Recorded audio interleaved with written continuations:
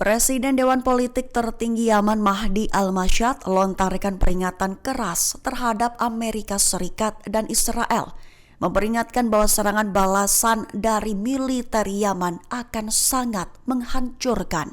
Mengutip Al-Mayadin pada 7 Mei, peringatan itu diumumkan oleh Mahdi Al-Mashat dalam pernyataannya pada Selasa 6 Mei 2025 kemarin. Sebelumnya perlu diketahui bahwa Amerika Serikat dan Israel telah meluncurkan serangan udara, menargetkan infrastruktur sipil di sana, termasuk bandara, pembangkit listrik, dan pabrik. Dengan begitu, Al-Mashat berjanji bahwa tanggapan sana terhadap agresi tersebut akan menjadi menghancurkan dan menyakitkan. Menegaskan serangan balasannya itu tetap akan dilakukan di luar apa yang dapat ditanggung oleh kedua belah pihak. Memperingatkan bahwa sipil sekaligus militernya untuk mulai berlindung di bunker atau segera tinggalkan wilayah Yaman. Selebihnya menekankan bahwa serangannya akan bersifat efektif dan akan terus berlanjut. Presiden Otoritas Palestina Mahmoud Abbas beri peringatan kepada perlawanan Fatah di Lebanon.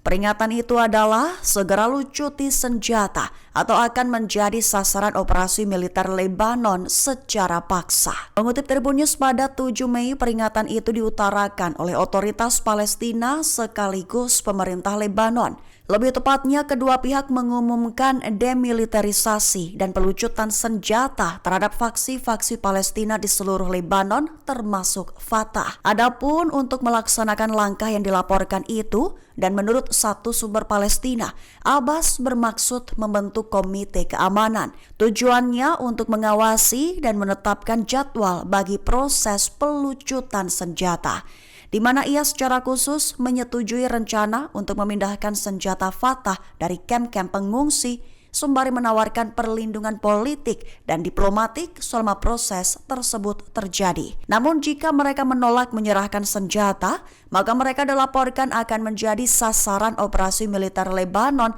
yang akan melucuti senjata mereka secara paksa. Ulama besar Oman Sheikh Ahmed bin Hamad Al-Khalili berikan selamat kepada Yaman seusai luncurkan serangan ke Bandara Ben Gurion, memberikan selamat atas pencapaian besar dengan menargetkan posisi terpenting musuh. Mengutip Tribun News pada 7 Mei, hal itu diutarakan oleh Al-Khalili dalam unggahannya di X pada 4 Mei 2025. Perlu diketahui sebelumnya Bandara Internasional Ben Gurion yang merupakan bandara utama Israel dilanda kekacauan, tepat setelah menjadi sasaran rudal balistik yang diluncurkan dari Yaman. Saluran 13 Israel melaporkan bahwa pertahanan udara Aero Israel dan sistem THAAD di Amerika gagal mencegat rudal tersebut. Sekaligus dilaporkan bahwa gempuran rudal Yaman itu telah melukai 7 orang dan mengganggu lalu lintas udara. Dengan adanya serangan itu, Al-Khalili menyatakan salut kepada para komando Yaman, di mana telah setia pada tugas mereka dalam menegakkan keadilan dan melawan ketidakadilan dan penindasan, serta menyatakan selamat atas pencapaian besar mereka dalam menargetkan musuh. Menteri Keuangan Israel Bezalel Smotrich menyerukan seruan terbarunya, menyerukan hancurkan Hamas penuhnya dan mengklaim akan menduduki jalur Gaza dalam waktu yang lama. Mengutip Tribun News pada 7 Mei, hal itu diutarakan oleh Smotrich dalam unggahannya di X sejak 5 Mei 2025. Awalnya ia menegaskan bahwa pihaknya telah berunding dan mendapatkan hasil nyata, di mana di pemerintah Israel hanya memiliki satu tujuan, yaitu memastikan militer kembali berperang dengan cara berbeda sampai Hamas dihancurkan dan para sandera kembali. Rencana itu diklaimnya akan dilakukan dengan cara terbaik dan diperluas hingga Hamas dikalahkan dan seluruh jalur Gaza diduduki, menekankan bahwa rencana itu telah disetujui. Adapun komentar Smotrich itu muncul sehari setelah juru bicara Perserikatan Bangsa-Bangsa Farhan Haq mengatakan bahwa Gaza adalah dan harus tetap menjadi bagian integral dari negara Palestina di masa depan. Jet tempur F/A-18 Super Hornet kedua yang dikerahkan dari USS Harry S. Truman telah jatuh di Laut Merah. Itu diklaim sebagai insiden yang meningkatkan ketegangan dengan pihak Yaman. Mengutip Al-Mayadin pada 7 Mei, hal itu diumumkan oleh beberapa sumber utama dengan tanpa disebutkan namanya. Dilaporkan bahwa insiden itu menandai insiden kedua yang melibatkan kapal induk tersebut hanya dalam waktu seminggu.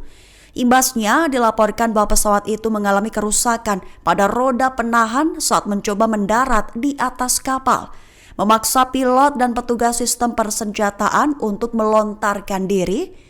Kedua awak pesawat diselamatkan oleh helikopter penyelamat dan hanya mengalami luka ringan. Namun mau tidak mau jet FA-18 Amerika itu tenggelam di Laut Merah dan belum ditemukan hingga saat ini. Sehingga insiden itu yang diklaim telah meningkatkan pengawasan terhadap operasi Angkatan Laut Amerika Serikat di tengah ketegangan. Warga sipil Israel berpotensi menjadi target utama serangan Yaman, lontarkan sumpah dan memperingatkan akan melakukan pembalasan mematikan. Mengutip Amayadin pada 7 Mei, hal itu diumumkan oleh Kementerian Luar Negeri Yaman dalam pernyataan resminya 6 Mei 2025. Perlu diketahui sebelumnya, serangan udara Israel telah menargetkan bandara internasional Sana. Tak hanya bandara saja, termasuk pembangkit listrik, pelabuhan, dan fasilitas industri seperti pabrik semen Amran. Menurut Kementerian Kesehatan Yaman, jumlah korban sementara adalah 3 warga sipil tewas dan sedikitnya 38 orang terluka. Dengan begitu, Kementerian Luar Negeri Yaman memperingatkan bahwa agresi dari Israel tersebut tidak akan dibiarkan begitu saja, menggambarkan bahwa serangan itu sebagai serangan langsung terhadap rakyat Yaman dan sumber daya nasional mereka. Dengan begitu muncul potensi di mana Yaman akan merespons serangan Israel dengan menargetkan warga sipil di negaranya pula, di mana memaksa jutaan warga sipil Israel kembali berlarian ke bunker bawah tanah.